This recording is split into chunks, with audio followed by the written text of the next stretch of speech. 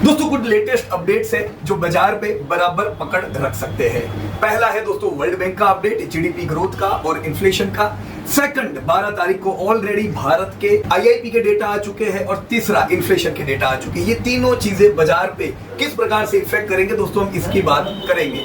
Channel subscribe नहीं किया है, चैनल सब्सक्राइब कर दीजिए ताकि ऐसे इंपॉर्टेंट अपडेट दोस्तों मिस ना हो जाए। दोस्तों सबसे पहला अपडेट है वर्ल्ड बैंक का जीडीपी के ऊपर। जीडीपी जो वर्ल्ड की 20वीं सदी में जबरदस्त तेज थी, 21वीं सदी में ऑलरेडी दोस्तों म्यूटेड है और इस 21वीं सदी में दोस्तों ये जो डिकेड है ये सबसे ज्यादा वीक है वर्ल्ड के लिए। अब जैसे 2021 में वर्ल्ड का जीडीपी ग्रोथ था 6.3%, वर्ल्ड की बात कर रहा हूं। 2022 में दोस्तों 3.0%, 23 में 2.6%। अब दोस्तों प्रश्न है कि 2024 में क्या? दोस्तों कंटिन्यू जीडीपी ग्रोथ जब डाउन होता है दोस्तों ऐसे समय पे कंपनियों को बड़े चैलेंजेस का सामना करना पड़ता है। कंपनी का सेल्स ग्रोथ नहीं हो पाता है। सेल्स ग्रोथ नहीं दोस्तों, प्रॉफिट ग्रोथ नहीं।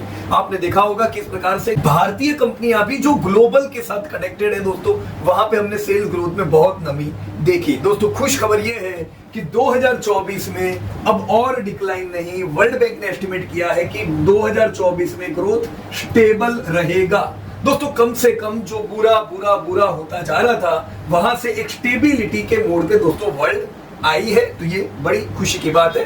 2025, 2026 ये दोनों दोस्तों ज्यादा ग्रोथ वर्ल्ड बैंक उम्मीद कर रही है। इसका मतलब ये कि दोस्तों अब हम आने वाले समय में अच्छा ग्रोथ उम्मीद करेंगे। जो चैलेंजेस थे वो धीमे धीमे निकलेंगे।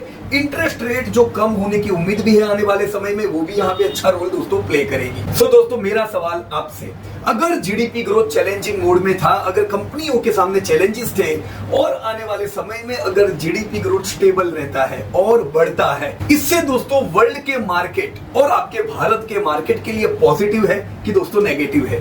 100% बात है दोस्तों कि ये आपके लिए एक पॉजिटिव इंडिकेटर है। दोस्तों साथ में ये ध्यान रखें कि 21वीं सदी ऑलरेडी वीक है। इसमें भी कोविड से पहले का एवरेज ग्रोथ दोस्तों वर्ल्ड का 3.1% था, तो अभी एवरेज ग्रोथ से तो नीचे है। इनफैक्ट पिछले 30 साल का लोवेस्ट डिकेड के अंदर वर्ल्ड जा रहा है। तो ये डिकेड अच्छा नहीं है, पर बुरे में से दोस्तों अच्छे ग्रोथ की ओर हम लोग जा रहे हैं, इसको हम ध्यान रख सकते हैं। यहाँ पे दोस्तों खास करके अगर एडवांस इकोनॉमीज देखें 1.5% से 1.5% और आगे 1.6 और 1.7% पे ग्रोथ दे सकती है, तो बड़ा कम ग्रोथ है ये, लेकिन कम से कम स्टेबिलिटी और ग्रोथ हम यहाँ पे देख पा रहे हैं। दोस्तों यही चीज अगर हम चाइना की देखें तो चाइना जहां पे जबरदस्त ग्रोथ था पूरी 21वीं सदी में दोस्तों, अब वो ग्रोथ यहाँ पे स्टेबल नहीं पर थोड़ा लो होता दोस्तों चाइना में नजर आ रहा है। ठीक इसका विपरीत दोस्तों इंडिया में है, जो 21वीं सदी में दोस्तों चाइना नंबर 1 था ग्रोथ में। अब दोस्तों कोविड के बाद भारत ने पकड़ मजबूत कर दी है और भारत का ग्रोथ चाइना से ज्यादा तेजी से हो रहा है। तो इतनी चीजें जो दोस्तों हमने यहाँ पे डिस्कस की डिमांड रिलेटेड, ये फेवरेबल हुआ इंडियन कंपनीज के लिए। हमें सेल्स ग्रोथ में चिंता नहीं होनी चाहिए, डिमांड अच्छी रहनी चाहिए। आपकी जो कंपनियां हैं वहां पे हम अच्छा ग्रोथ देखेंगे, राइट। और भारत जैसे आउट परफॉर्म कर रहा है यहाँ पे। एक चीज और दोस्तों ध्यान रखें कि 60% इकोनॉमीज जो है दुनिया की, वो कोविड से पहले जो ग्रोथ हुआ करता था उससे कम ग्रोथ में रहने वाली है। दोस्तों ऐसे समय पे अगर भारत आउट परफॉर्म करता है तो ये एक बड़ा अचीवमेंट हुआ दोस्तों। आने वाले समय में हम उम्मीद करेंगे इंडिया का शेयर ग्रोथ में बढ़ता जाएगा, राइट फ्रेंड्स। तो ये तो बात थी डिमांड की। जीडीपी से डिमांड सीधी क्लियर होती है। इसके साथ दोस्तों डिमांड बढ़े सेल्स बढ़ते हैं, पर आपके प्रॉफिट बढ़ेंगे कि नहीं बढ़ेंगे ये कुछ चीजों पे डिपेंड होते हैं। उसमें एक रोल प्ले करता है दोस्तों इन्फ्लेशन। दोस्तों इंटरेस्ट रेट भी प्ले करता है रोल, क्योंकि अगर आपकी कंपनियों को ज्यादा इंटरेस्ट पे करना पड़ेगा तो प्रॉफिट कम होते हैं, पर बड़ा रोल दोस्तों इन्फ्लेशन प्ले करता है। अब इन्फ्लेशन जो ऑलरेडी हाई हो चुका था पिछले साल, ये साल और कम हुआ है और आने वाले दोनों साल दोस्तों कम होके वर्ल्ड बैंक का अनुमान है कि ये 2.8% की ओर आएगा। तो ये भी बड़ी खुशखबरी है दोस्तों कि आपकी कंपनियों के सेल्स भी बढ़ेंगे और प्रॉफिट भी बढ़ेंगे। दूसरा ट्रिगर जो इंटरेस्ट है, इंटरेस्ट रेट कम होने की उम्मीद दोस्तों आने वाले समय में रख सकते हैं, जिससे प्रॉफिटेबिलिटी दोस्तों और इंक्रीज होगी। तो आपकी कंपनियों के सेल्स प्रॉफिट दोनों अच्छे बढ़ ही रहे हैं और बढ़ेंगे, उसमें कोई चिंता की बात अभी नजर नहीं आ रही है। दोस्तों इसके साथ जो 12 तारीख को भारत के आईआईपी के और इन्फ्लेशन के डेटा है, ये भी हम देख लेते हैं कि किस सेगमेंट के लिए पॉजिटिव हुआ है। तो सबसे पहली चीज दोस्तों, भारत का आईआईपी ग्रोथ 5.0% आया, जो पिछले साल के अप्रैल महीने से ज्यादा है। तो दोस्तों ये डेटा हमारे लिए दोस्तों फेवरेबल हुआ, जिसमें दोस्तों माइनिंग 6.7%, मैन्युफैक्चरिंग 3.9% और इलेक्ट्रिसिटी 10%। दोस्तों इसे अगर यूज बेस क्लासिफाई करें तो जो नॉर्मल बेसिक प्राइमरी गुड्स जो प्रोडक्ट होती है वहां पे 7% ग्रोथ आया है। कैपिटल गुड्स में दोस्तों 3.1% ग्रोथ आया है। दोस्तों इंटरमीडिएट गुड्स में 3.2% ग्रोथ आया है। दोस्तों स्ट्रॉन्गेस्ट रहा आपका इंफ्रास्ट्रक्चर, जहां पे 8% का ग्रोथ आया है। तो इंफ्रास्ट्रक्चर ऑलरेडी पिछले साल भी मजबूत था और ये साल की शुरुआत भी दोस्तों स्ट्रॉन्ग हुई है। दोस्तों इंफ्रास्ट्रक्चर में क्या इंक्लूड होता है? Transportation system, communication network, sewage, water treatment etcetera etcetera,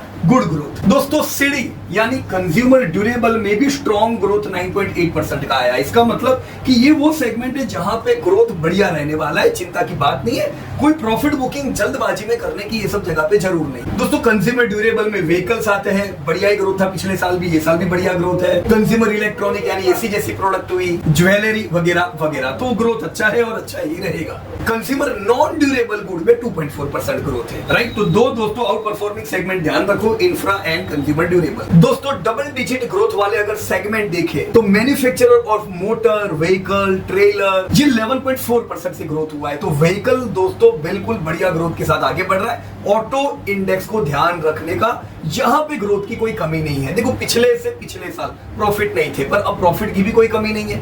inflation उस समय हाई था, तो अभी धंधा भी है, प्रॉफिट भी है, दौड़ते रहेंगे, राइट। आपकी Tata motor, Maruti, Mahindra and Mahindra, Bajaj auto, ये सब कंपनीज इंडेक्स में आती है। Manufacturer of other transport equipment का भी ग्रोथ 17.4% रहा है दोस्तों। मैन्युफैक्चरर ऑफ फर्नीचर 38% और मैन्युफैक्चरर ऑफ बेवरेजेस में 11.7%। ये सारे दोस्तों डबल डिजिट वाले ग्रोथ थे। तो बेवरेजेस में alcohol beverages, non alcohol beverages, सब में अच्छा ग्रोथ है। साथ में दोस्तों ध्यान रखें, देखो ऑटो तो पहले भी ग्रोथ अच्छा था, अभी भी अच्छा है, पर वेयरिंग अप्रैल पिछले पूरे साल से दोस्तों नेगेटिव ग्रोथ था।